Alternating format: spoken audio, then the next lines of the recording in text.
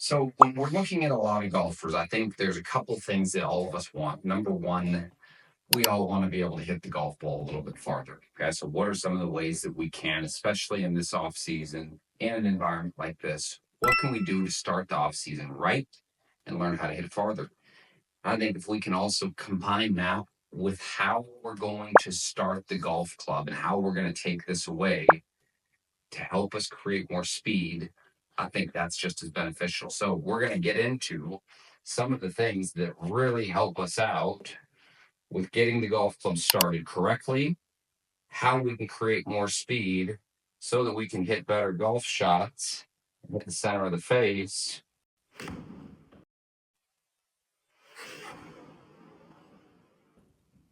or like this. Let's get into it. So what we've got right here is a demonstration of how we can use the spine to start our golf swing off better, and how this is also going to relate to ways that we can create more speed. I have one of my favorite training aids right here. So I've got these cubes from What's That Strap to help demonstrate. So the first thing that I would say that I see out of too many of us in the backswing that I think is killing both our speed and it's killing our consistency is we take the center of the hips and we take the upper body.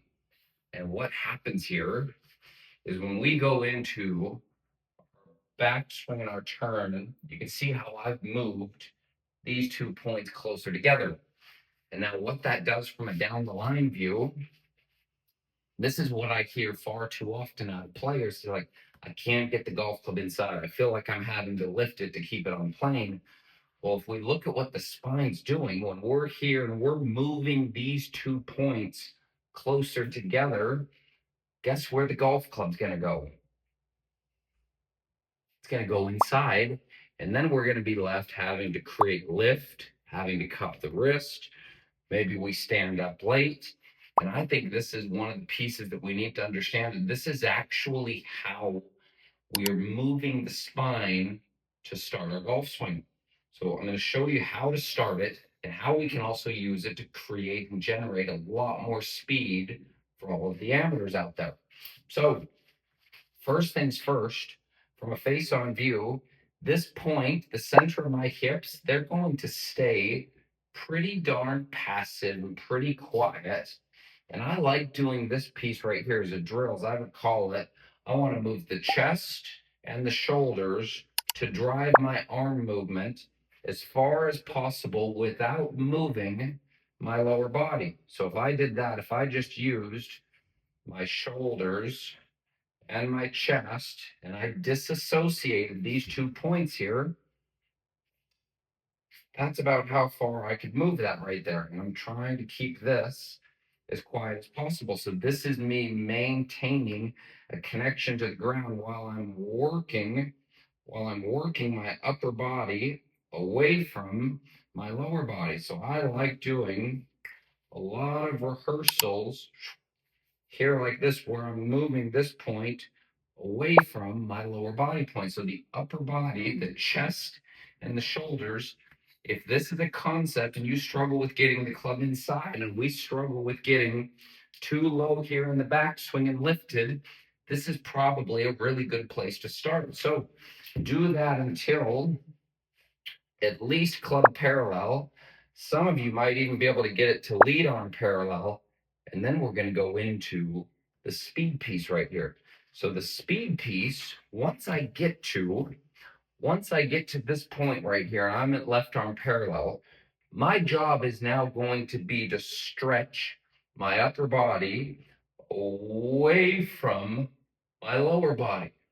So I'm going to take this to left arm parallel, and I'm going to stretch my upper body away from my lower body. What we would call this spine extension. So this was explained to me by a really good coach I know, and he said one of his kids that he taught called it Superman. So he would rotate, and he'd rip his shirt off like this as an example, and he'd call this his Superman drill to get into this extension. Mind you, this kid also swung at 125 miles an hour. This is a speed lever right here. So the first point, when we do this right here, is we want to take the arms, the shoulders, and the chest are going to drive the arms to lead on parallel. And from here, we're going to extend and take this, the upper body point, as far away from the lower body point as possible. And this, I think, we're going to do this here on TrackMan. We're going to see what we can get in regards to speeds with extending the spine and not extending the spine. So first things first, we're going to go into a very simple drill to make sure that we get the takeaway part, the beginning phase of the golf swing, where we're going to be working the chest and the shoulders and the arms against our lower body for as long as possible.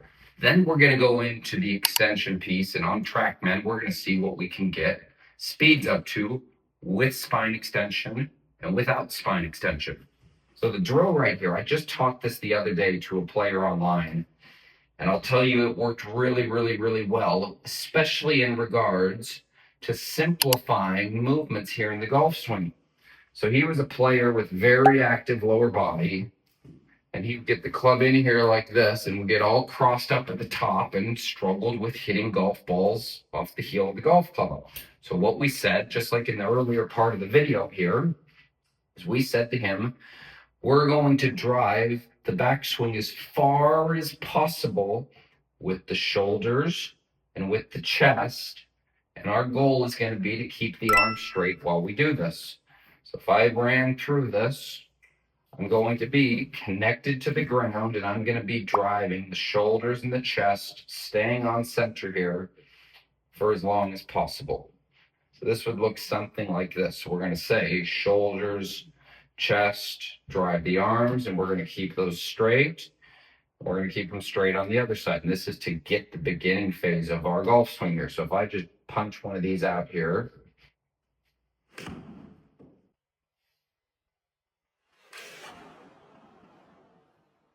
there's what that would kind of look like right there. We'll do that one more time.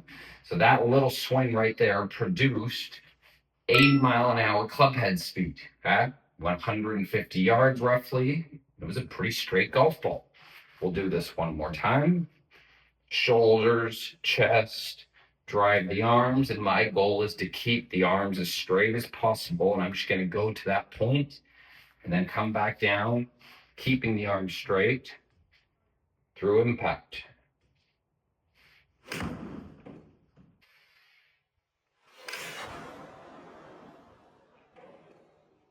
The same thing. That golf ball felt pretty darn good. I produced a little more speed. That was 82 miles an hour. So we can see even from just simple motions like that, getting the takeaway started correctly, we're starting to set the spine up in a position now to where we can extend. So this extension piece that we're now going to go into, moving the chest further away from the pelvis, which also helps keep us on center. You're going to see this is going to be a pretty big speed lever, because when I take the chest up and away from the center of my pelvis, that's taking mass and moving me away from the ground that I can put right back into it. I might get an added benefit in regards to speed. So if we do that there, I'll show you. This would be my rehearsal. And here's how I would practice this if I were you guys. So if you remember earlier in the video, we talked about this feel, going turn, Superman, okay? And this is actually a really good way to gain an awareness of how the shoulders are working and feeling like the chest is working out versus the chest staying down. So I'm going to go shoulders, chest, arms to here, extend the spine, shoulders and chest, arms to here, extend the spine. You see I have a little bit more up, and I'm taking the chest further away from my pelvis. Let's see what we can get up to from a club head speed standpoint here.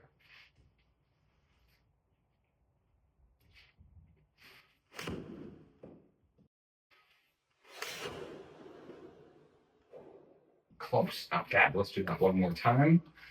So that jumped me all the way up to 95 miles an hour. We'll go one more. Shoulders, chest, and arms. And then we're going to extend the rest of the way up.